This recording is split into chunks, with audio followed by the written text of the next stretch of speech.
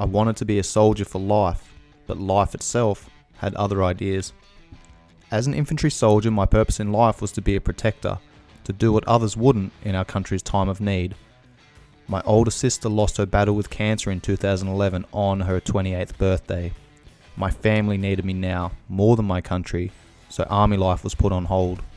When I left the army, I had a few issues, most of which were easy to hide and often took a lot of reflection before I even realized there was a problem.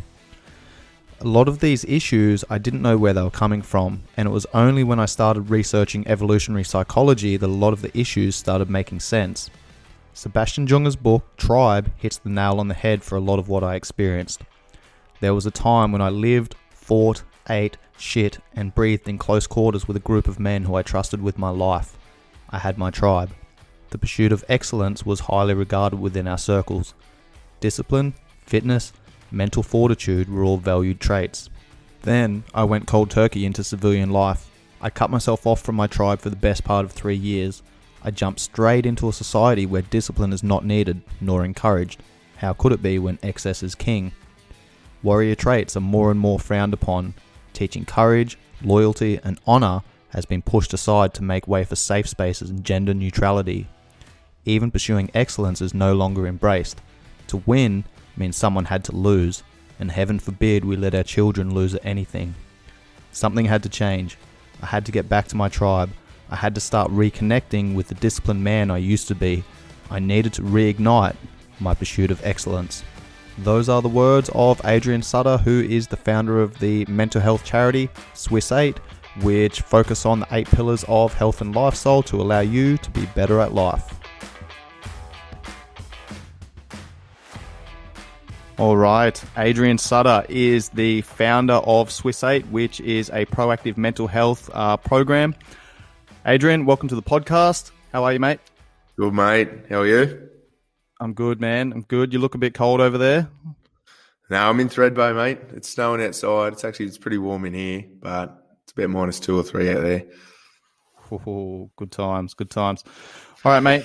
Let's get started, man. We'll start off with what Swiss 8 is. We'll dive into a little bit of your background, how Swiss 8 came about, where you guys are at right now, the direction you're taking it, what the principles are, and we'll kind of go from there. So, mate, what is Swiss 8? Mate, by definition, Swiss 8's a health promotion charity, which is any charity. It's registered in Australia. Health Promotions is any charity that promotes and it improves the health of Australian citizens. But in reality, it's a veteran organisation, an ex-service organisation. It's founded by former soldiers, and we built it so that we could create proactive mental health tools. Rather than, I know we can go into this deeper, but we wanted to get in the mental health space for a bunch of reasons, and rather than becoming another one of the reactive model mental health organisations, we're like, hey, let's build some tools to give to people before they start spiralling and get proactive about the whole mental health scene. Yeah, mate, I love that. And I think that's a big problem with the mental health space is, it is a reactive model where, people wait until they get to a point where they are out of control and they have lost their self-identity, their purpose, their direction, and, they lose their locus of control and they get to a point where, everything feels like it's too much. And, by that stage, it's too late, man. It's very difficult to turn that ship. So, as we all know, prevention's better than cure. So that's basically what the Swiss 8 model is. Yeah, 100%, man. There is, there's a need for reactive tools and reactive interventions. Obviously, when people get to the point where they're super depressed or anxious or don't really know what to do or have an out, there needs to be someone there to catch them if they're about to fall. But at the same time, especially with blokes and especially with blokes who are veterans, like who military background, there's a lot of issue with stigma and people not wanting to put their hand up when they've got problems. So that reactive model, we're kind of waiting for people to get to the point when they're so bad that they desperately need to put their hand up. And if they're in that demographic that we just talked about, they probably won't. And by the time you get that depressed, you kind of don't see any option out other than pulling the pin and punching out of life early. So getting proactive means that we can get to people. We can wrap mental health in a model that's all about being what we call better at life. Obviously, it's our tagline, but getting people involved in healthy lifestyle and healthy living without the need to wait for them to put their hand up, or we don't ask dudes to admit that there's a drama because we're trying to get to them before there is one. Yeah. I like that, man. And, I know where you guys are coming from, and I've been ambassador for you guys for a year and a half or 2 years or something like that. And, I am an ambassador because I fucking love what you guys are doing.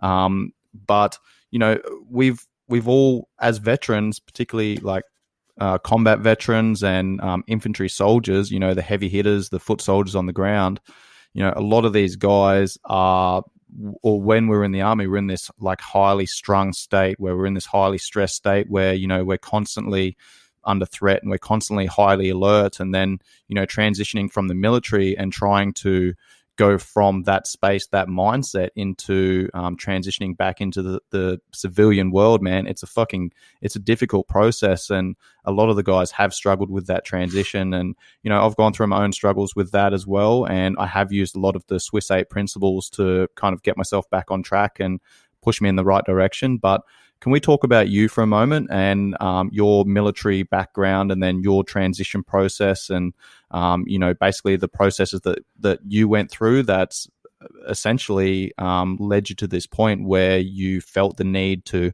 provide this proactive mental health model? Yeah, man. So, I was in the army full-time for 6 years. I was a choco after that for about another 6 years. I was in an infantry soldier, posted to 1RAF for my entire career as a full-time soldier. I got in when I was 20, and kind of the army for me was it. That was my career. That was me done for life. That's all I wanted to do. There was so much career progression and so many things that you could do to challenge yourself, and that's kind of what I was craving when I was younger. So that was meant to be me for good. Then when I deployed to Afghan and East Timor, and I'll do a full circle back to this, but things that I did and saw overseas have little to no impact on my mental health at all. But I came back after Afghan. I was in for another year, and then I was getting ready to do selection to attempt SAS selection, go to Perth. My sister got cancer, and it was a pretty quick run for her. She was dead within 6 months, and after she died, I tried to get a compassionate posting to stay in the army, but go back to Newcastle, do the family thing. And that kind of stems back to, obviously, when you lose a family member, you kind of want to be around family, but also I'm the oldest son. There is that whole protective instinct kind of thing that drives most of us to join the army. You kind of want to help other people more than you want to help yourself. So originally that purpose was fulfilled by the army, but now I kind of needed to get home, do the family thing. And I thought a year on a compassionate posting in Newcastle would kind of allow me to do the family thing and then go back into full-time gig with 1RAR or do SF selection again. And I got 1RAR signed me off. I was all good to go, packed up my shit, started moving to Newcastle. 2.5, 3 months later, schema being the office-bound soldiers in Canberra kind of sent me an email saying, nope. Yep. They don't know who you are, but you're a number on a piece of paper. And they said, no, mate, we need corporals back in Townsville, head back up. And so I just rang my CSN and said, mate, I'm not coming back up. So what are the options? Is this going to be like me going AWOL, or is this, can we sort something else out? And they said, mate, the only thing you can do is get out. So they fast tracked a discharge for me, which was, at the time, I thought was wicked. Like, it meant I had one box I needed ticked, and that was stay in Newcastle with family. And that ticked that box. But what it meant was my transition process, like, I just didn't have one. I was in the army one day, then I was in Newcastle the next, and 2 months later I'm discharged from the job that I thought I was supposed to do forever. So I kind of I didn't have a transition process, and I know I think there's probably a lot of people that can resonate with this, but my kind of personality is that if I'm busy and if I got shit, especially as a 25-year-old kid, like if I've got stuff that I don't really know how to process, I just go full speed into work and get buried into training or whatever. And I started a couple of businesses as soon as I got to Newcastle, and that was magic. Like, I was distracted for 3 years, didn't have a drama at all. But at the same time, I looking back at it now, I can see that I spent those 3 years completely disconnected from the boys. So I had this tribe of people around me that you trust with your life, that are kind of you. It's not just your mates from work. It's like that is your tribe. They're your people. And then completely cut myself off from them for 3 years, and then I was okay because I was distracted and focusing on businesses. But then I sold these businesses, and my wheels fell off real quick. And I was like, what the fuck's this all about? Like, I didn't know what was going on. I had no life lessons to teach me that the shit that I was going through was like anxiety and depression. So another 3. Why do you think the wheels fell off? Is it because you kind of just went from like, no transition period to throwing yourself in, like burying all of that shit and throwing yourself into work and distracting yourself, and then all of a sudden, like, why did you sell the businesses? I mean, well, to answer the first question, the wheels fell off. Like, there was a lot of emotional baggage that I should have processed that I just didn't. I basically ignored it and kept myself busy and distracted. And then when I sell the businesses, I got a lot of spare time, a lot more time to think, and shit just gets rocky. And I'm like, I mean, a whole bunch of stuff goes through your head. But why I sold the businesses, the first one. So I started a restaurant, the first one. Anyone listening, don't ever start a fucking restaurant. It's a bad idea. It taught, I mean, looking back, it taught me a lot of good lessons, a lot of expensive lessons around businesses and how to run them. But because restaurants are pretty cutthroat, you have to learn quickly. I ran the first restaurant, ran it for 2 and a bit years, and it was doing well in the first year. So again, when it starts doing well, you feel like you can do 100 things at the same time. So I started another one. The second one was like a meal delivery business, like all health and nutrition. I mean, I got into this stuff and started researching nutrition because that was what my sister was into. So it was kind of like a legacy carry on kind of thing. And the second one went gangbusters. Like, we started Fit and Fresh, this meal delivery business, back in 2013 when it was us and Light and Easy and New Foods had just started. And like at the time, there's no other real competitors. Like now, there's hundreds of these meal delivery companies. But when I focus all my energy on this second business, getting it up and running, I put a dude. I won't go too deep into this story. I put a dude who I grew up with in charge of the restaurant. Find out later, 6 months later, that he's pocketing half the cash every day, and I'm wondering why this restaurant that was going really well is slowly going downhill. Again, no grudges, but definitely lessons learned. So that one we sold as soon as we realised that the dollar figure was going down, and that in order to keep it running, I'd have to work there 7 days a week. That wasn't going to happen, so we got rid of that one. Ran this meal delivery business for another couple of years, and again, it was going well. We had it in Newcastle. We opened it, started delivering in Sydney.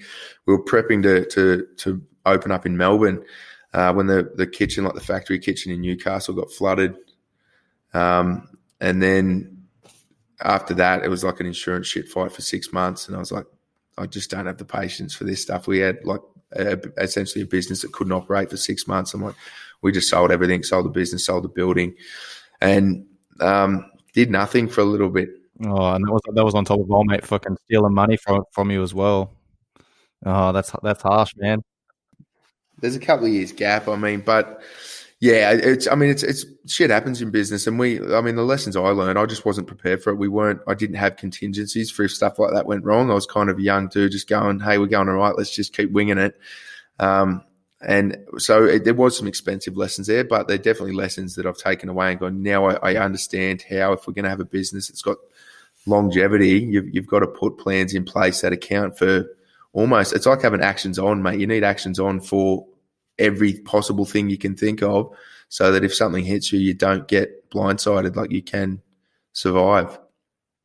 Yeah. And again, that's that proactive model of, I talk about SOPs all the time as one of the biggest lessons that I learned from the army, was have standard operating procedures. If this happens, I do that. And if that happens, I do this. And, that means I don't 100%. Need to spend too much time thinking about shit and fucking worrying about stuff. It's just like, well, if this happens, I've already thought about what I'm going to do in that situation.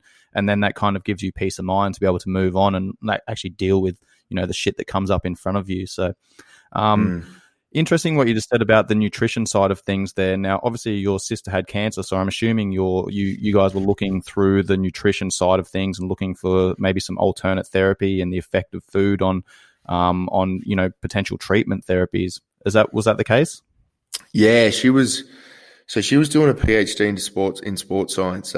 She was a triathlete, and she was like, so what really got me into the nutrition side of it was she was what you would consider a subject matter expert on health and nutrition. And when she got cancer and died so quickly, like she did, just before she died, she was going to a clinic to try and treat this with nutrition.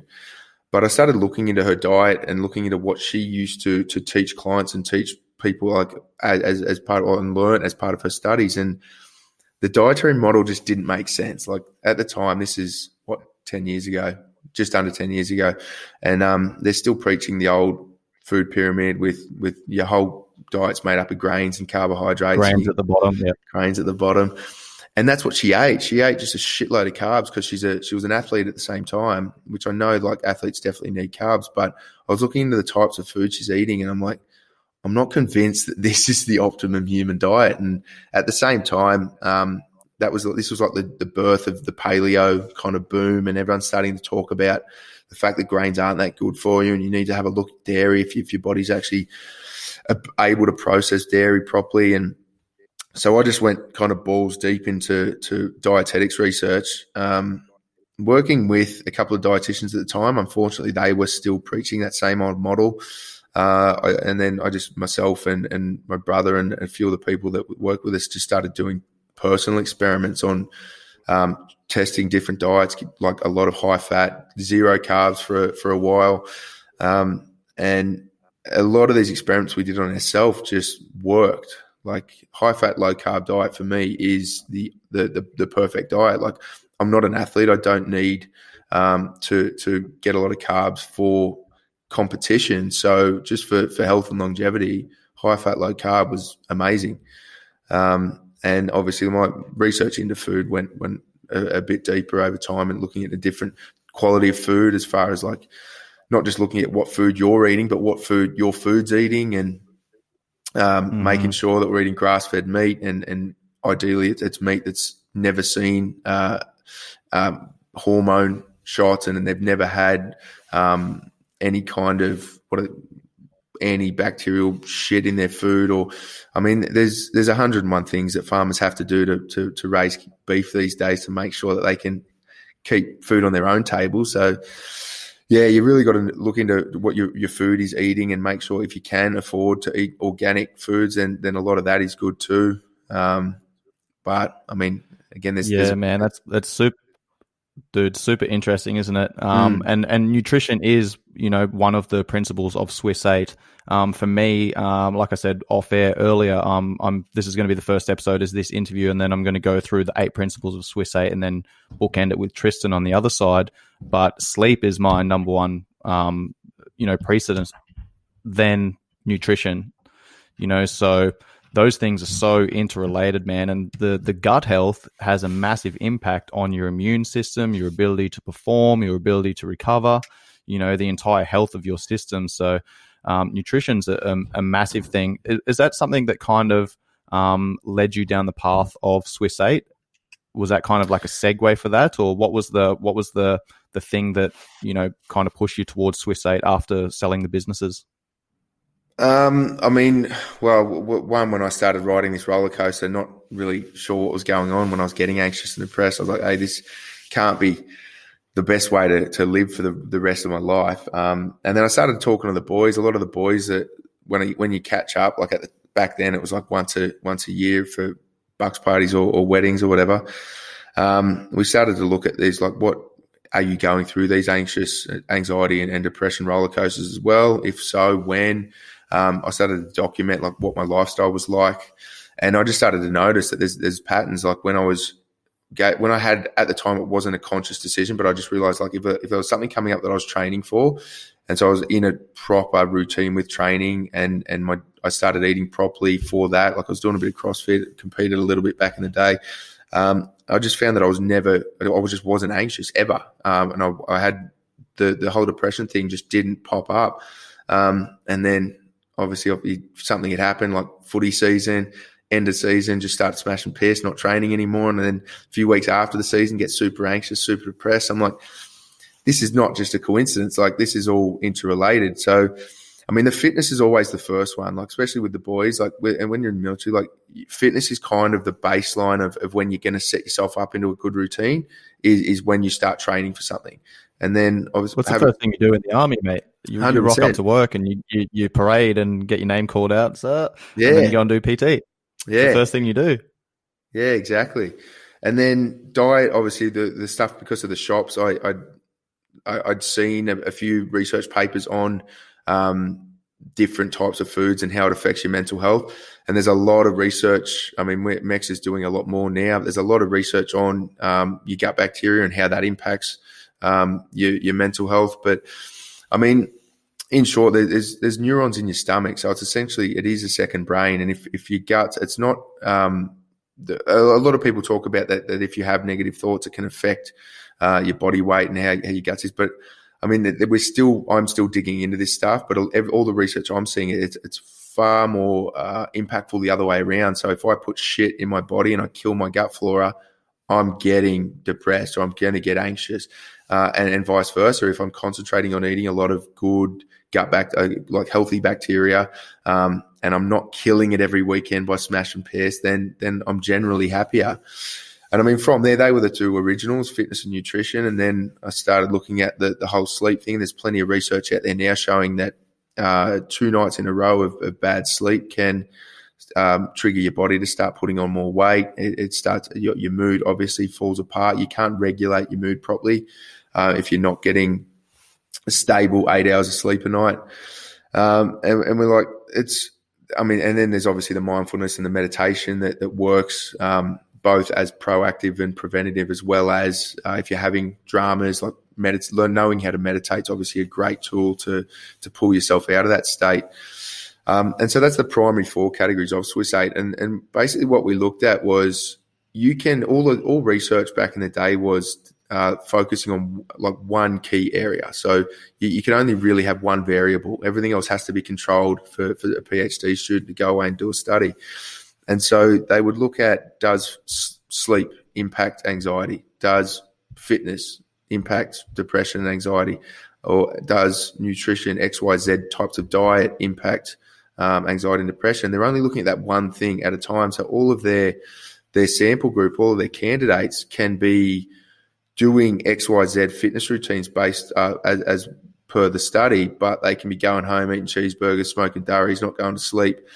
And so that's all going to impact the data that comes out. So we kind of put this thing together and said, yes, all of this stuff individually has been proven. Now we need to look at how it works all holistically, like all together. Because it's all anecdotal, all the stuff, all the boys were reporting that when they eat properly and sleep properly and train properly and do a bit of meditation, they are healthy and happy.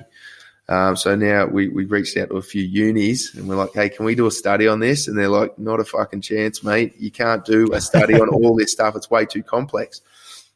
Yeah. And luckily, that is the problem. That is the problem with research, right? I mean, you spoke about it before where you said you spoke to some dietitians and, they were still preaching the food pyramid. The thing with research and study, man, is it takes a long time for those studies or for the research to come back and then for that to be like internationally or nationally recognized and accepted by academia to then be put into textbooks. So sometimes the research that these fucking students are going through are like 15 to 16 years old, man. They're out of date. They're not up to not up to scratch, right? Yeah, correct. It's an interesting concept, but I never really thought about what you just said then about, where they're looking at these individual variables like sleep, nutrition, fitness, mindfulness, etc. I didn't it never really crossed my mind. It fucking totally makes sense, but it never really crossed my mind that they weren't controlling those variables, or they were controlling all of the other variables, but they were only focusing on one thing. But, as we know, man, like everything's interrelated, right? Yeah, absolutely. Absolutely. And that's we're stoked that Newcastle Uni's come on board and said, hey, we'll have a look at it. We'll use the app as the control so that every candidate is using the app. and we'll give them all the same programs, and they'll test.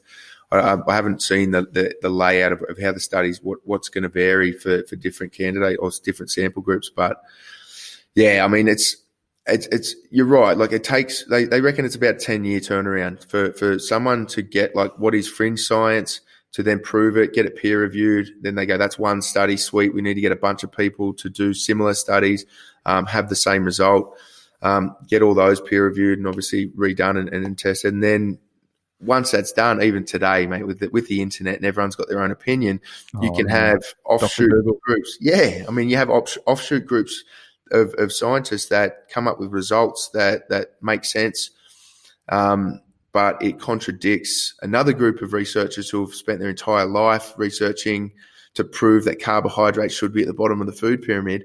And unfortunately, we've got to accept that ego and money have a part to play in this. So no one wants to spend 50 years of their life proving one point only to have some 22-year-old PhD candidate come along and come up with a theory that then proves that makes all of your life's work kind of irrelevant. I mean, it would suck, but it's science, so we have to accept it, and we have to kind of play around with it and see what we as we move forward, like what we can come up with that is the most up-to-date, valid information. And yeah, they've put a ballpark number on it. It's about 10 years from the first person to say, hey, this is new data. We need to start changing our textbooks. About 10 years later, if you're lucky and they've got enough support, then they'll start teaching it at universities. So, and they call like dietetics is it's like a soft science, which means there's never going to be a one size fits all model. Like humans are just all different. Constantly changing, right? Everyone's going to have a varied diet. Yeah, and the more we learn about, 10, 15 years ago, we didn't even really know anything about the gut microbiome, but, that's an emerging science. And the Human Genome Project, which has basically mapped out the fucking human genome, which took like 20 years or something like that, man. It's crazy. And we're starting to understand like how much what we ingest, not just food, but, the environmental factors, external stimulus, blue light and all that sort of shit. We're only just starting to see that stuff now. And, it's going to be crazy to think in 5 years' time what technology we've got and, how much information we have right now that we take as, as truth, how much of that is going to be changed or, different or on the other end of the spectrum in 5 to 10 years' time. It's crazy, man. I always think about like a marketing degree. Someone who got a marketing degree, 10 years ago, mate, that's fucking, it's null and void now. You spent 4 years at university to get a marketing degree and it's pretty much null and void now because fucking technologies move so fast, man. And our lifestyle has pivoted so quickly. 100%, man. And that's what kind of frustrates me these days. Like with all the fake news and all the bullshit that floats around the internet and social media, especially, people do get on a high horse and go, no, that's just like with diets in particular, like they say that's just a fad diet, like paleo or keto. That's just a fad diet. I listen to the science. I'm like, whoa, hang on a minute. You listen to the science as at what date? Because like 50 years ago, scientists were telling you and doctors were telling you that smoking durries is good for you. Like you need to be careful because science is going to evolve. So the science that you're referring to now, if someone comes up with a new way of eating or a new data set to show that you need to sleep in XYZ way or train XYZ way, you need to be prepared to take that in and look at it and go, hey, this might be, read the research, or at bare minimum go, does that make common sense? Like that's how I just put my bullshit filter to everything and go, there's a new concept out and it's backed by science. I'm like, all right, everything I do, I kind of revert back to like evolutionary biology and go, does that make sense in the way humans have evolved? Mm-hmm. If yes, then I'm going to dig into it and have a look at these studies and see if they can kind of work to biohack X, Y, Z. But if someone comes out and goes, oh, no, there's this new bit of research that says you should eat this superfood and it's going to be fantastic, I'm like, doesn't really make sense with the way humans have evolved. So I'm going to stay away from that and I'll let someone else be the canary in the coal mine for the next 5 years before we dive into that one. Yeah, no, good stuff, mate. Excellent conversation. Can we circle back for a moment? Because you obviously didn't just go straight into developing an app, the Swiss 8 app. I know the background, but if you don't mind, would you care to share some of the other models that you were thinking about previously before you ended up falling onto developing an app? Yeah. So, I mean, carrying on from that story, like I said, I was cut off from the boys for a few years, and then only catching. Then I eventually, after that 3-year mark, I started catching up once or twice a year for bucks players or whatever. And then when I did, we'd throw these ideas around with my group of mates around what was working and what was causing, what we thought was causing anxiety, depression, et cetera, et cetera. And we started to list out this stuff, and we're like, hey, this is taking us a fair few years to figure out. Why don't we put this stuff down and get the research behind it and start making some kind of basic training platform to teach all the younger boys, or even teach our generation of boys that haven't kind of worked it out the hard way yet. So let's build a training model and or build something that we can just give to the boys so that they don't have to spend 3 to 10 years of going through shit, basically. And we can just go, here's a blueprint. It's worked for us. It's backed by a fair bit of research. Roll it out.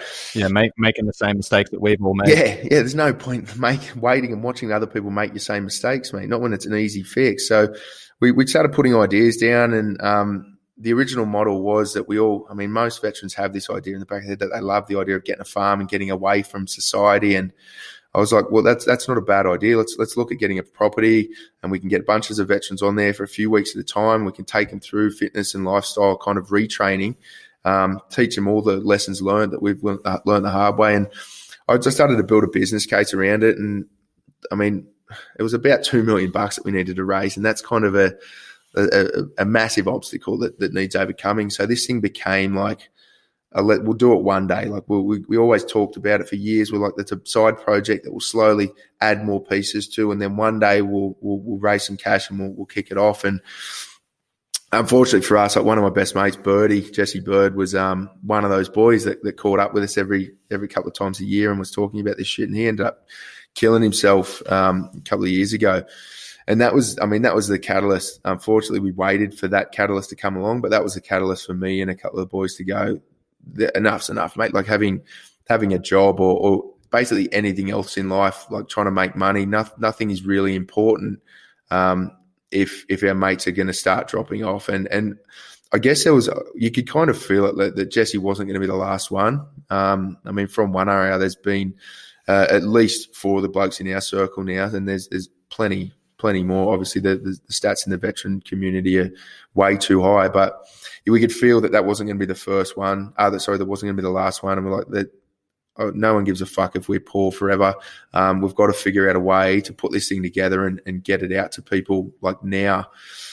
And I guess my wife or ex-wife kind of now was a digital designer. My brother's a software engineer. I'm like, I don't really know why the fuck I didn't think of this earlier. We need to put this information in an app.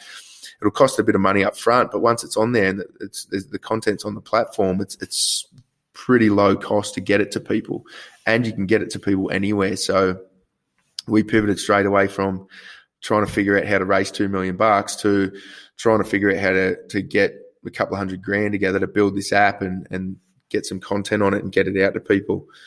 And that's what got us to kind of today. I ended up raising the money myself and just, ex-wife, me and her mortgaged the house and raised a bit of money from family and slowly started we got a few little grants from RSLs and got it off the ground. I mean, the grants came after the app was ready, but that's where we got to today. So we've got an app. It's in the process of being kind of rebuilt so that we have now, in the last 2 years since we've been running this thing, we have gained a bit more support from a few different companies in Australia, a little bit more from some of the RSLs around New South Wales, so that we could get a team of guys who can develop properly and design it so that we can keep it all in-house. And within the next couple of months, like I said earlier before off camera, mate, we'll have a few announcements in about 6 to 8 weeks that we'll be pumping this thing hard going forward. So... Yeah, nice, man. Can you just touch on, you already spoke about the 4 principles or the main principles of Swiss 8. Can you just go through the 8 principles for us, for the listeners? Yeah, so the top 4, we call them the top 4, bottom 4. So the top 4 is fitness, nutrition, mindfulness, and sleep. And that we call those the top 4 because they are the holistic health lifestyle principles that we try and get people to start with first, build a routine around those 4 principles. And then once you're happy and you're comfortable that all that has become habit and it is a routine, then we've got minimalism, discipline, time management, and personal growth. And they are basically life hack kind of principles. So, I mean, where we came to these, we did a bunch of surveys and we reached out to all the boys and tried to figure out like what was causing mental health decline once they left the military. And there was a few different key areas that came back. One of them was routine. Like the military gives you a strict routine, and then as soon as you get out, you almost deliberately fuck the routine off because you're like, I don't have to get out of bed. Yeah, exactly. You do. You rebel. I'm not fucking getting out of bed. I'm not shaving. I'm not doing this. Exactly. Fuck that shit. Exactly. And then, so routine failure was one. Loss of tribe was a big one. Loss of identity, loss of purpose. So we needed to figure out a way to the tribe part and the isolation part. We had to figure out a way to reconnect people, and we had to figure out a way to get routine. And the routine, the big one around those holistic health principles, the top 4. Then the bottom 4, identity and purpose, were like how everyone we talk to, they, no matter how long you've been out of the military, like being a veteran is a big part of your identity. And we found that if you can if you leave the military and for the rest of your life, you're looking back and that is the biggest part of your identity, then unfortunately, like the more you look back, the more that is linked to depression, because you're going, the best parts of my life are behind me. That was the heyday. Everything else is going to be worse, shitter and shitter. So we're like, we need to get personal growth is the massive one for us, because if we can, on the app, we can teach people new skills, get people out of their comfort zone again, learning, whether it's just a hobby or hopefully the idea is you can turn that hobby into something that becomes part of your identity. So it might be learning how to bow hunt, or learning how to fish, or learning how to sail, or whatever, learning new languages, just learning, like continuing that growth pathway is a massive part of fixing the problem, because it helps re-identify as who you are and what your skill set is. And then, I mean, if you are passionate enough about one of those hobbies, you can turn it into your purpose. You can use that thing to go, all right, this is now going to become my focus in life moving forward. And you tick the identity and purpose box, and I think you're 50% of the way to solving the mental health problem, because the military gives you such strong identity and such strong purpose. And if you take that away without finding what your new identity and purpose is going to be, that's a big hole. Yeah, absolutely, man. So which principles have you found to be the most useful for you? I mean, you did speak about the wheels falling off, so to speak. What was like the biggest 2 or 3 things that you identified that once you started putting back into practice, like just made a huge world of difference to you?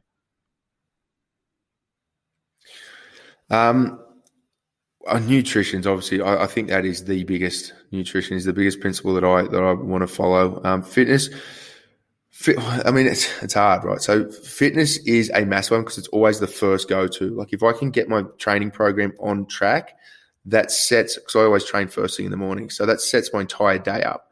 If I train hard and train properly in the morning, mental clarity, everything, like I've ticked a box, I've achieved something. So that I guess should be one of the biggest, and that is why that is the first thing that you'll see on the app. But at the same time, if I know with fitness, nutrition, and sleep at the top, if I keep training but my diet goes to shit, I notice it a lot more than if I eat healthy and don't train. Mm-hmm. I know. Interesting. So that's where it gets hard. Like it's hard to know which. And then sleep, mate. When I get to sleep, this is a fucking analogy I got out of a book the other day. It's like fitness, nutrition, and sleep are the 3 primary things to get your life back on track. If you don't train for a week, they're also the first things to go out the window when you get fucking tired. 100%. Like when we're under the pump, man, when we're under stress, when we're going through, adversities and things like that, we typically lose our fitness first, where we stop moving, we stop going to the gym, we don't have time to go to the gym. And then we don't feel very good. We make poorer decisions when it comes to food. We're stressed out. Our ability to manage our stress and our autonomic nervous system then affects our sleep. And then that has this fucking vicious cycle, man. So it's like everything's interrelated. But yeah, 100%, so continue. Yeah, 100%. So that's, yeah, so when individually, I would say nutrition and sleep would be the biggest two, but like sleep, I'm reading this book at the moment. I have to bring the title up. I can't even remember the front cover of it. And the quote he gave in the book was, fitness, nutrition, and sleep is what everyone focuses on to get their life on track. And he goes, and they always put sleep last. So everyone tries to get their food and their fitness squared away first, and then they start thinking about sleep. But if you don't train for a week, how do you feel? If you don't eat for a week, you might not feel good, but you're survivable. If you don't sleep for a week, you are fucked. You're fucked. Like, even bring it back for a day, right? So if you have a day out of the gym, you're good. If you have a day fasting, you're probably even better, but you're good. Day of no sleep, mate, you are in the hurt locker. So realistically, I would put sleep at the top. But holistically, as an individual, sleep at the top, but holistically, I know that my diet and sleep are better when I train. So, I mean, where do you balance it out? If you're going to scale them, which one needs to be prioritized? Yeah, and sorry, go on, mate. No, I was going to dive into another big long one, mate. So you go. I was just going to ask, like, obviously that's going to be dependent on the individual, right? So for me, I know that sleep is the number one thing. For me, if I don't sleep very well, then that's going to affect my energy levels. It's going to affect my hormone regulation. My willpower and my want and desire to get up and train, and then that affects my eating and my decisions and all that other stuff. So, but I like what you just said about, if you don't sleep for a week. And the other thing is, I read a research paper recently about the effect of even just a little bit of sleep deprivation. So they took these participants from 8 hours sleep a night to 6 hours sleep a night for a total of 7 days. And what they found was the gene expression, the DNA expression was different, man. The immune function, cell expression was downregulated. And then inflammation and, all of these other inflammatory markers and stress responses, that cell expression was upregulated. And also these killer cells, which are basically like immune assassins that go around the body and, kill off, create antibodies and kill off all of these, bad pathogens and things like that, are massively downregulated, which then affects the immune system, which then affects, your ability to digest, absorb, assimilate food, and has an impact on everything else, man. So super interesting stuff, eh? Yeah, man, it's all connected. And that's what I was touching on earlier. It was like, I'm not an athlete. I'm not training to be a high performer anymore. Everything I do as far as food, fitness and sleep is all about immune function. I notice if I have one night of bad sleep, that I will wake up feeling like I've like flu-like symptoms. And I mean, you get rid of them in a couple of days, but sleep's a big one, and I think it's such an undervalued, under-focused area when it comes to health at the moment. But slowly getting out there is a big necessity. Yeah, but going back to where we were at before, so I was just going to say personal growth. Outside of those, the top three: fitness, nutrition, and sleep. Definitely, as far as getting life on track. I don't want to take value away from mindfulness and meditation. I'm not yet in a habit of doing it every day. I use it more of I guess it's a little bit reactive, which is a bit shit, but I use it if I've got something that I need to prepare myself mentally for, or do a lot of meditation, or if I'm getting a bit anxious over anything, that's when I'll use meditation more. But the big one for mine is personal growth, and that is if I am in like a rut or a holding pattern, or I feel like I'm not learning something new or I'm not progressing, I just feel shit about life. And so I'm constantly at the moment like that. I put personal growth as a high focus area. So whether it's reading books or listening to podcasts or talking to blokes like yourself or Tristan or anyone who's like a subject matter expert in their area, and trying to pull like gems of knowledge from them so that I can continue to learn. Like, it's so important. You can't, as soon as you stand still, mentally or physically, you're in trouble. So personal growth for me is a massive one. Yeah, I like that, man. That kind of segues into my next question, which is, what are some of the resources that you've gone to over the years to kind of build this proactive model that you've got here? You're obviously covering, a number of different topics, a number of different principles. Where has a lot of your knowledge come from? Most of it starts with podcasts, man. Anyone who hasn't heard of the Joe Rogan podcast probably doesn't listen to podcasts, but Rogan, he's a great podcaster, obviously, but it's the guests that he gets on. So I listen to a lot of his podcasts.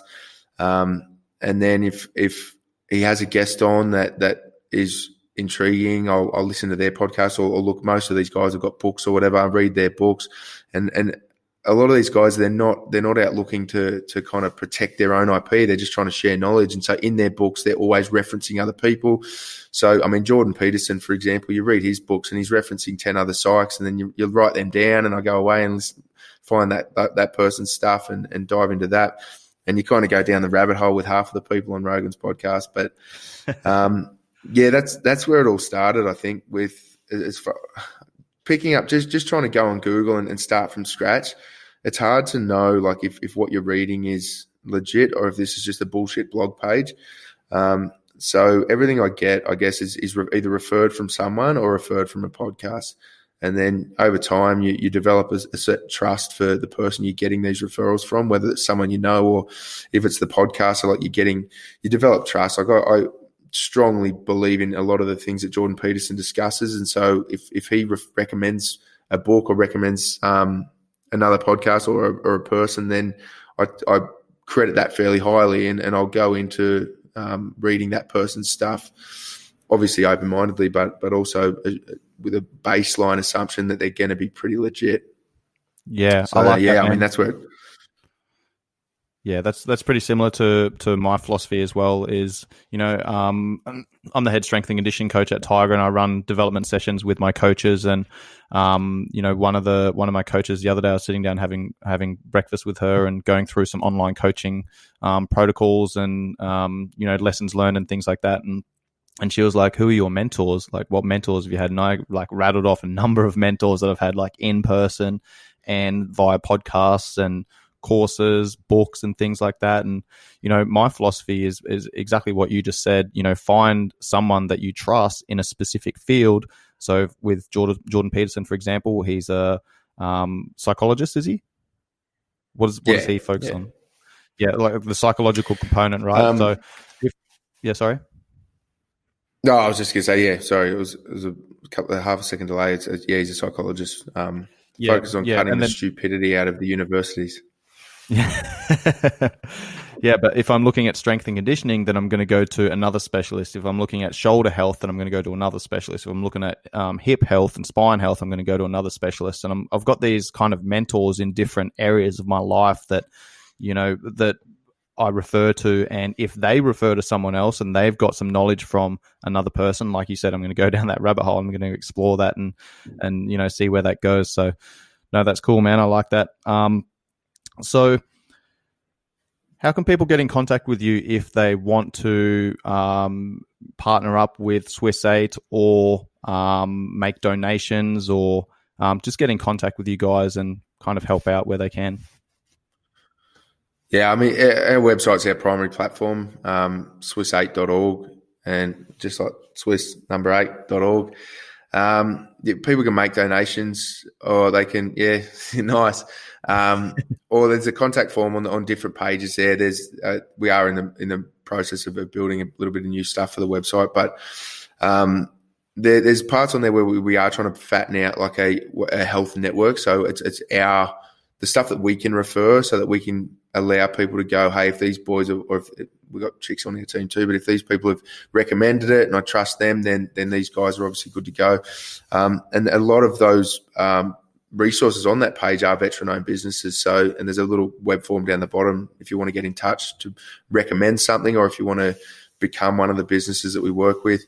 But we're definitely looking for more predominantly veteran businesses in the space of one of these 8. So if you've got a gym or a subs company or health food restaurants, if you manufacture kit that the boys could use, or anything that aligns with the values of what Swiss 8's trying to put forward, we want to have a look at your stuff. Obviously, check it out. We're going to make sure that it's high quality, because we are about promoting high quality stuff, and then work out a way to kind of work together and use this charity to not just deliver mental health tools, but to promote veteran businesses. because that's ticking those boxes too, right? Like if there's veterans out there starting businesses and we can help them be successful, then that gives help assist with purpose and identity and all that kind of stuff too. So yeah, primarily through the website, mate. Yeah, nice, mate. I'm going to put you on the spot now, buddy. When is, obviously the app's in a rebuilding process at the moment, when is that likely going to relaunch again? So we've got the app has had a July, so a bit of a delay probably there. 2 weeks after this drops. Okay. No, that's all right. It's probably starting to snow outside and cut me off, mate. But yeah, so a couple of weeks after that, we are in the process of rebuilding the whole app. We had an external team that helped build us at the start, obviously super low budget. But we did get to the point where we're like, we want to go high level with this thing.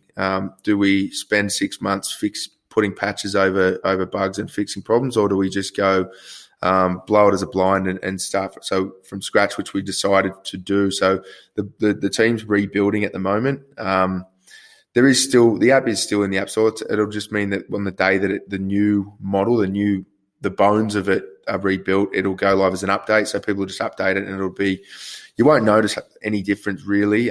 There's a few features that we're going to cut away to get the base model perfected. So so probably 2 weeks after this goes live, there'll be an update available. It will be all the programs, all of the calendar, the ability to build a routine around all this programming will still be there. A few of the minor things like shopping cart and some of the points, the leaderboard stuff will not be visible for another couple of weeks after that.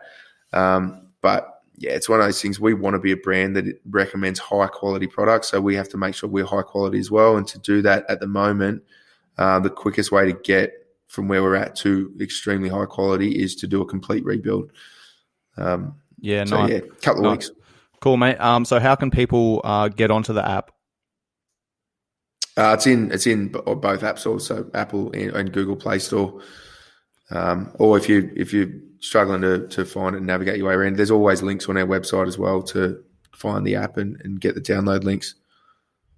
Yeah, perfect. For those listening at home, can you just give a brief overview of how the app works? So once I download the app, I fire it up, like what happens from there? Yeah, so you download it, basic rego, normal onboarding stuff for any normal app.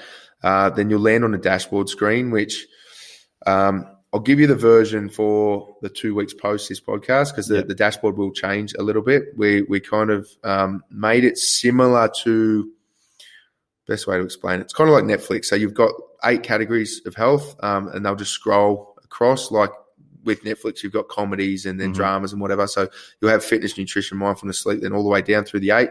And then as you scroll, like the dashboard will have all the programs that we've got in those categories. For example, Cobes' program will be in there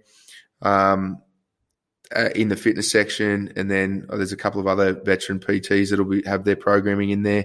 Then in the mindfulness stuff, you've obviously got Blind Tiger Yoga and the different styles or the different routines of yoga that Tristan's put forward.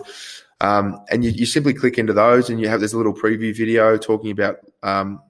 Obviously, I'm talking to your audience, not you. You were in the video when we shot this thing, so Cobes will explain in a quick kind of teaser, this is what my program is, this is how it works, and this is how many days a week you should do it. And then there's a button at the bottom that just says add to my calendar. And if you want to do that one, you add it to however many days a week you want to train, and that will populate your calendar. So there's a calendar screen, populates your calendar with all the workouts for the day. And then from your calendar, you just click on all the tiles, and it'll open up going, this is what your workout is, and explain your way through the workout. Yep. So it's basically people can look at these tools and prioritize what's going to be important for them. So sleep, for example, they click on a sleep tile and it comes up with some, meditation or yoga nidra or something like that to help people get to sleep. And they schedule that in. If they want to be asleep at 10 o'clock, for example, then they schedule that in at 9 o'clock. They go through that process. They get sleepy, down-regulate central nervous system, and then ideally fall asleep at 10 o'clock. And then the next day they get up, they go click on nutrition, and then, under nutrition, there's a heap of different meal plans and things like that. And then, using pretty basic foods, right? But, high quality foods. and then you can log that in for say 7 o'clock, 12 o'clock, 5 o'clock, etc. And then what's the deal with that? Can people put in calories, macronutrients, and things like that, and come up with a meal plan, or they're pretty preset? No, so that is. I mean, we actually had this conversation 3 days ago. Is when we're going to start bringing in macros. I don't want to for at least another 3 months, because the idea is the focus of this app is to build routine. So it's yes. I mean, your fitness program will tell you exactly what the workout of the day is, and the nutrition programs will give you recipes.